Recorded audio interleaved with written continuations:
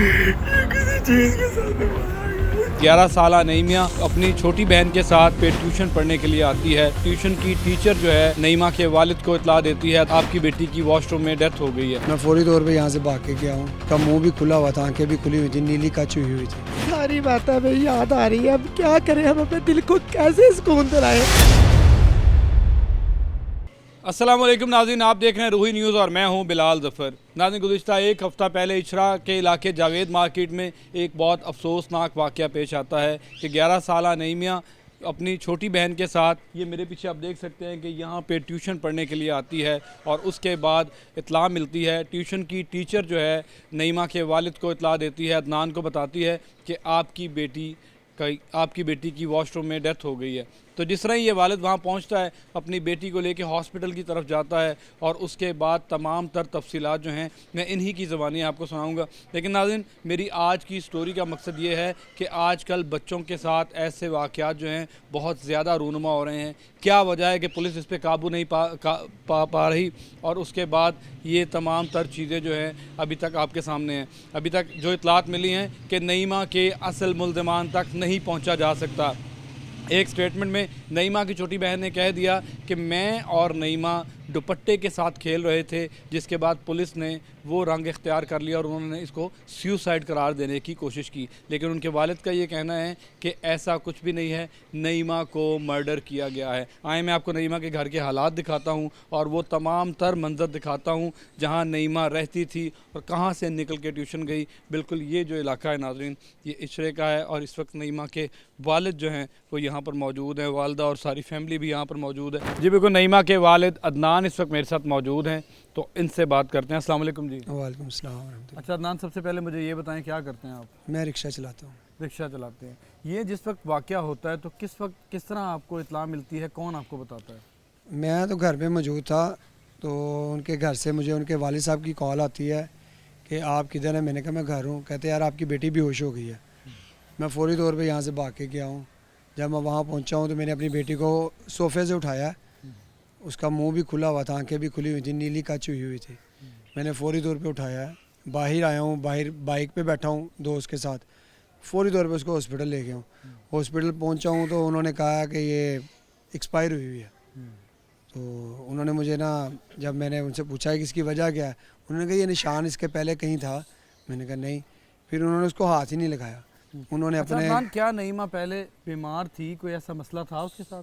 नहीं, अल्लाह का शुक्र है, कोई उसको कोई मसला नहीं था। ना कोई बीमारी थी, ना कोई जादू था, ना कोई टूना था, ना कोई उसके ऊपर साया था, ना कभी उसको कभी मिर्गी का दौरा पड़ा, ना कोई जिन्नात का मसला था, कुछ भी नहीं था। कुछ भी नहीं था। फिर डॉक्टर्स ने आपको क्या बताया कि इसकी गर्दन पे निशान है? हाँ जी, उसकी गर्दन पे निशान की वजह से ना उन्होंने, डॉक्टरों ने फिर पुलिस हायर की है। पुलिस वगैरह आई है, किसी ने वहाँ से 15 पे कॉल की है। फिर दो नीचे दोस्त वगैरह खड़े हुए थे, उन्होंने फिर मीडिया वगैरह को बुलाया। फिर वो मीडिया वगैरह भी आ गया, पुलिस भी आ गई। उन्होंने फिर जब देखा ये सारे मामलात को, तो फिर उन्होंने कहा ये तो कत्ल का केस लग रहा है। फिर उन्होंने इसको, जब पुलिस वगैरह एंटर हुई है, पुलिस ने इधर भी तफ्तीश के लिए इधर भी आए हैं। तो यहाँ पे जब यहाँ पहुँचे हैं, उन्होंने सारे मामलात देखा है, वकूए को देखा है। फिर मेरी बेटी जो बड़ी बेटी थी, उनसे उन्होंने पूछा कि बेटा आपने क्या देखा है। उन्होंने कहा जी बहन ने मेरी ने असर की नमाज़, ज़ोहर की नमाज़ अदा की है। ज़ोहर की नमाज़ अदा करने के बाद उसने टीचर को काम चेक करवाया है। काम चेक करवाने के बाद उसने टीचर से कहा मैंने वाशरूम जाना है। टीचर ने वाशरूम के लिए छुट्टी दी है, वो वाशरूम के नीचे चली गई है। थोड़ा टाइम गुजरा है, टीचर ने कहा वो देख के आओ, अभी तक आई नहीं है। सबसे छोटी बेटी जो मेरी नुसाइबा है वो नीचे गई है, उसने दरवाज़ा नॉक किया, उसने दरवाज़ा नहीं खोला। फिर बड़ी बेटी गई है, उन्होंने दरवाज़ा खड़काया, उसने दरवाज़ा नहीं खोला। इन्होंने दरवाज़े को ना हल्का सा धक्का दिया है। बड़ी बेटी ने दरवाज़े को धक्का दिया तो वो उसके बाल नज़र आए हैं। उसने बालों को पकड़ के उसको हल्का सा ऐसे खींचा कि दरवाज़ा खोले। उसने दरवाज़ा नहीं खोला। उन्होंने दरवाजे को ना धक्का दिया तो साइड पे गिर गई है। साइड पे गिर गई है? साइड पे गिर गई है। और जिस वक्त आप पहुंचे हैं तो उसको लेके फ़ौरन अस्पताल गए हैं। अस्पताल वालों ने आपको बताया कि इसकी गर्दन पे जो है वो निशान है, तो ये पुलिस केस बनेगा। उसके बाद पुलिस आ जाती है। तो पुलिस ने अब तक ऐसी कौन सी गिरफ्तारियां की हैं, किन लोगों को गिरफ्तार किया है, उनकी तफ्तीश क्या कहती है?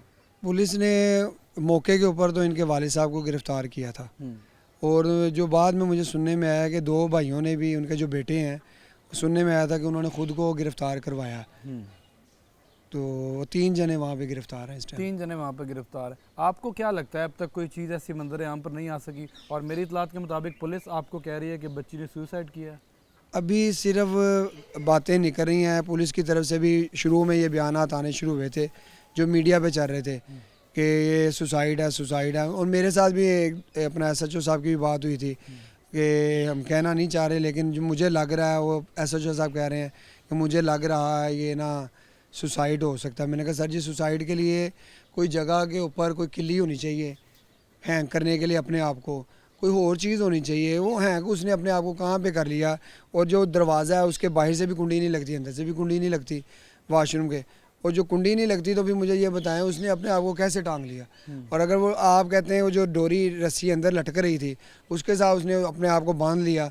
मैंने कहा फिर लटकने के लिए भी तो उसको कोई चीज़ चाहिए, वो भी अंदर कोई मौजूद नहीं है। हाँ, अगर आप कहते हैं वो अगर वो जो अंदर बाल्टी सी पड़ी हुई है छोटी उसके ऊपर चढ़ के उसने सुसाइड किया तो वो फिर अपनी जगह पे कैसे मौजूद है? वो उस जगह पे क्यों नहीं मौजूद जहाँ पे उसने सुसाइड किया? तो मतलब कोई चीज़ अभी तक क्लियर नहीं हो अभी सकी? अभी तक कुछ भी नहीं पता लग सका कि नईमा की मौत नहीं, अभी कोई चीज़ भी नहीं क्लियर हुई। अभी तक वो जो जितनी बातें मीडिया पे चल रही हैं कि ये सुसाइड हो गया, ये फलाना हो गया, ढींगना हो गया, ऐसा कोई चक्कर नहीं है। अभी जो पोस्टमार्टम रिपोर्ट जो आई थी उसमें भी उन्होंने सिर्फ 2 चीज़ें क्लियर की हैं। एक तो तशद्दुद और दूसरा उन्होंने कहा इसके साथ कोई भी जिनसी ज्यादती नहीं हुई। मतलब ज्यादती का कोई आंसर सामने नहीं आया। और वो भी अभी उन्होंने कहा है कि ये भी अभी हम कंफर्म नहीं कहेंगे। उसकी वजह ये है कि उन्होंने कहा है कि इसकी जो फोरेंसिक रिपोर्ट आएगी उसके बाद ये सारा कंफर्म होगा। अभी फोरेंसिक रिपोर्ट ही नहीं बिल्कुल नहीं। फोरेंसिक रिपोर्ट आने के बाद तमाम तर चीज़ें जो हैं वो वाज़ेह तो हो जाएंगी, लेकिन अभी तक जो है ये मम्मा हल नहीं हो सका। आज 9 रोज़ गुजर गए हैं और कुछ भी नहीं पता लग सका कि नईमा की जान कैसे चली गई है। इस वक्त नईमा की ताई भी हमारे साथ मौजूद हैं, तो इनसे पूछते हैं। ये माइक पकड़िएगा जी। अच्छा जी, बताइएगा, जिस वक्त नईमा ट्यूशन गई तो आखिरी टाइम आपसे मिल के गई थी? आपको पता है कि जब बच्चे घर से जाते हैं तो उनको माई प्यार मोहब्बत के साथ ही भेजती हैं। अच्छी खेलती हुई बच्चों बाकी बहन भाइयों को से खेली है। खेल के कही थी क्रिकेट खेलते हैं बच्चे, देखें आपने हमारा घर देखा कितना खुला है, हम बच्चियों को बाहर तो जाने नहीं दे सकते। इधर सेन में सारी बच्चियां खेली हैं, क्रिकेट खेली है, उठ के वो खाना खाया है, खाना खा के 1:15 बजे घर से ट्यूशन गई हैं। अब बताएं उसको कैसा मसला तो नहीं ना था, ना तो फीवर था, ना उसको कोई ज़ुकाम था, ना फ्लू था। तो हमें पता चलता है इसको फीवर है, इसको फ्लू है, तो हम इसको ट्यूशन ना भेजें। आया ऐसी कोई तबीयत ख़राब थी ही नहीं उनकी जो हमको छुट्टी करवाते या घर रोकते। हशाश बशा खुशी खुशी वो ट्यूशन सेंटर गई है, लेकिन ट्यूशन सेंटर आगे उसको ऐसा क्या मामला पेश आया? आपको क्या लगता है, आप बतौर खातून एक ताई होने के नाते आपको क्या चीज़ें लगती हैं, ऐसा क्या हुआ होगा कि नईमा घर से सही सलामत वहाँ जाती है और उसके बाद उसकी लाश वापस आती है? देखिए, ना तो उसे कोई डिप्रेशन था, ना उस पे जहन पे वालिदैन की तरफ से, घर की तरफ से कोई ऐसा प्रेशर था जो वहाँ पे वो ऐसा इंतहाई कदम उठाती। ये तो ट्यूशन सेंटर वालों की जिम्मेदारी बनती है कि बच्चे को कोई मसला पेश आता है, अगर बच्चे की तबीयत ख़राब होती है तो ट्यूशन वालों को नज़र तो आता ही है ना, वो फ़ौरन वालिदैन को इत्तला तो करते ही है ना पहले से ही। तो आया वहाँ पे उसने ऐसा कौन सा पॉइंट उसको नज़र आया? अगर कहते हैं कि बच्ची ने सुसाइड किया है, सुसाइड करने के लिए भी तो बंदा पहले से तैयार होता है कि नहीं होता? वो मौका ढूंढता है कि नहीं ढूंढता? अगर उसने मौका ढूंढा है तो ट्यूशन वालों ने उस पॉइंट को क्यों नहीं नोट किया कि बच्ची ऐसा मौका क्यों ढूंढ रही है, वो ऐसी चीज़ें क्यों तैयार कर रही है? घर में ट्यूशन सेंटर था ना, तो घर की ट्यूशन सेंटर का हर फर्द को पता होता है कि बच्चा फलां वक्त में कहाँ है और क्या क्या कर रहा है। बिल्कुल ऐसे ही। हमें तो समझ ही नहीं आ रही कि ऐसा क्या मामला पेश आया वहाँ पे। हमने तो बच्ची ठीक ठाक भेजी थी, हमारी तो बच्ची सही हालत में मिलनी चाहिए थी ना। बाकी बच्चों के लोग भी सही हाल बच्चों को मिले ना, वो लोगों को बच्चे मिले हैं ना, तो हमारी बच्ची क्यों नहीं हमें मिली? हम तो समझ ही नहीं पा रहे कि ऐसा क्या सिलसिला कार वहाँ गुजरा। हमारी तो सोच ही नहीं जा रही, क्योंकि हमारी सोच जाती यहाँ तक तो हम कुछ तैयारी करते ना। हमारी सोच यही है कि हमारी बच्ची ने ऐसा कुछ नहीं किया, वो सही हालत में गई थी, उस सही हालत में वापस आनी चाहिए थी, उसके साथ ऐसा कुछ नहीं होना चाहिए था। बच्चे इतने नहीं होते। हाँ जी, अगर 18 साल की 20 साल की बच्ची होती समझ आता कि बच्ची की बात नहीं मानेगी तो उसने ऐसा किया। ये 12 साल की बच्ची अब कौन ना समझ बच्चे हैं ये। इन बच्चों को तो सिर्फ खाने के लिए चाहिए और खेलने के लिए चाहिए बस, इनको तो और कुछ पता नहीं ना होता।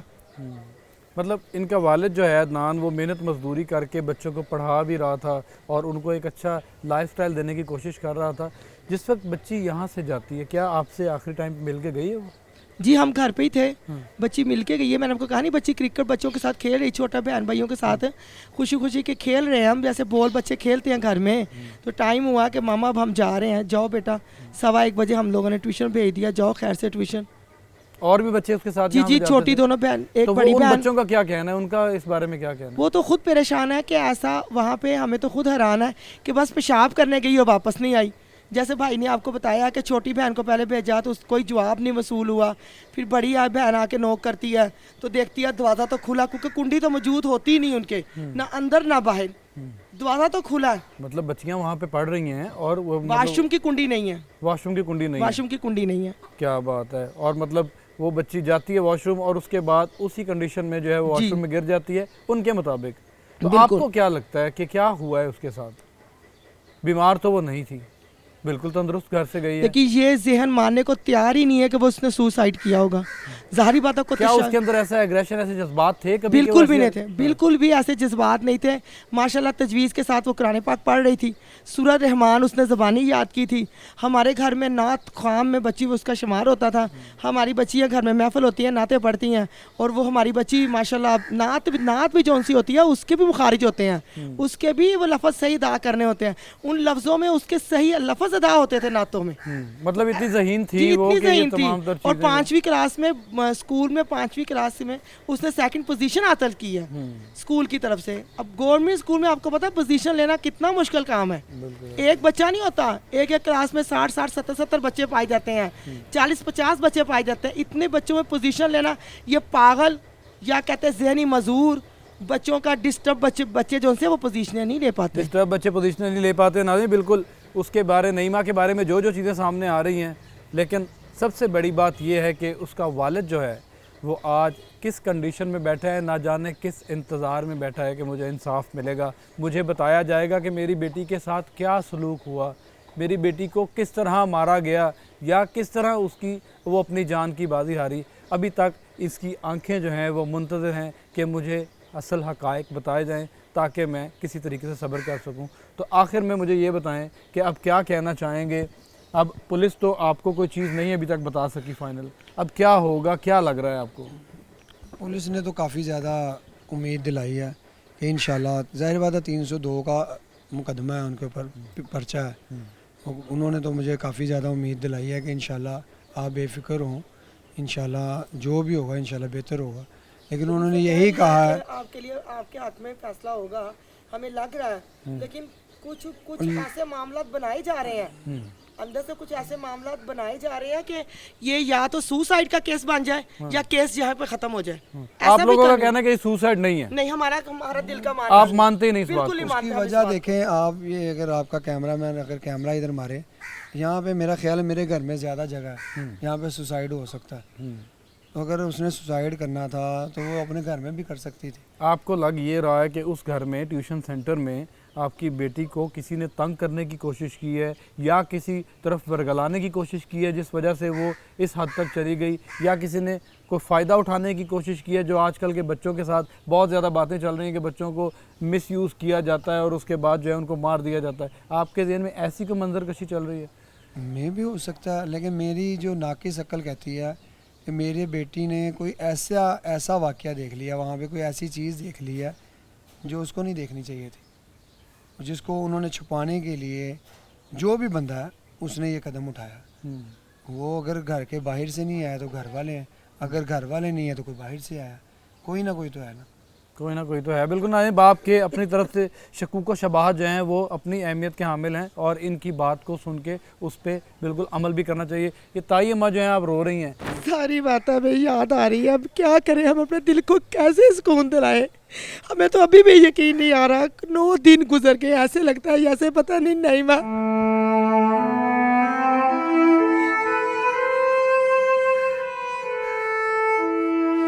ऐसे लगता है शायद नईमा अभी आके आवाज देगी कि ताई अम्मी मैं वापस आ गई हूँ, पापा मैं वापस आ गई हूँ, लेकिन क्या करें, दिल को सुकून नहीं है, रात को सुकून नहीं है। हमें हमें हमें हमें यकीन ही नहीं आ रहा हमारी बच्ची चली गई है।